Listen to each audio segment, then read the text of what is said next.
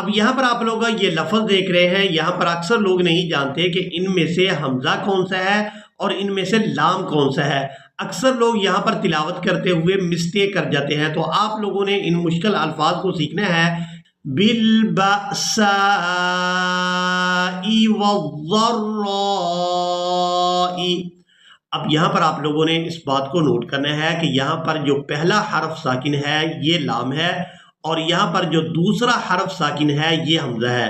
پہلے با کو لام ساکن کے ساتھ ملائیں گے اور دوسری با کو حمزہ ساکن کے ساتھ ملائیں گے۔ اب یہاں پر آپ لوگ یہ لفظ دیکھ رہے ہیں، یہاں پر اکثر لوگ نہیں جانتے کہ ان میں سے حمزہ کون سا ہے اور ان میں سے لام کون سا ہے۔ اکثر لوگ یہاں پر تلاوت کرتے ہوئے مسٹیک کر جاتے ہیں، تو آپ لوگوں نے ان مشکل الفاظ کو سیکھنا ہے۔ بالبأساء والضراء،